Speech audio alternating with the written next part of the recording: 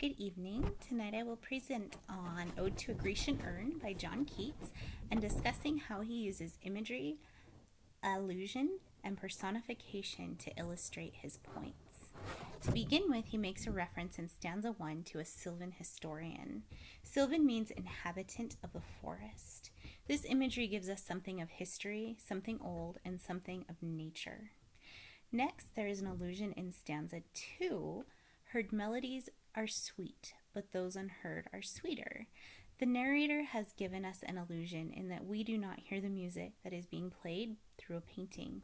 Instead, we are forced to create our own image in our minds of what that sweet music might sound like, and it's going to be different for everyone. There's personification in stanza 3 when the narrator is discussing trees and he says, "More happy love, more happy, happy love."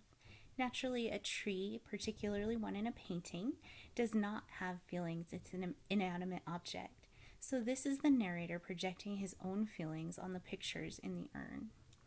In stanza 4, there's an allusion when the narrator says, "Who are these coming to sacrifice?"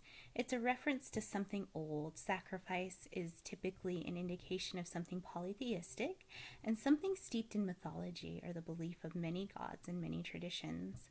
Personification occurs in stanza 5 when the narrator says, "O Attic shape, fair attitude, with breed of marble men and maidens overwrought."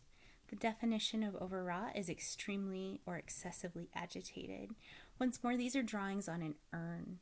Therefore, they do not feel, they are paintings, so the character here is projecting more human feelings on an inanimate object.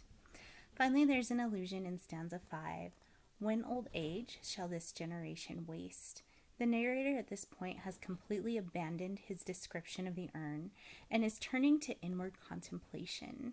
By referring to this generation and waste, the narrator is implying disapproval, as well as refusing to own this generation. He calls it my generation. He's created space.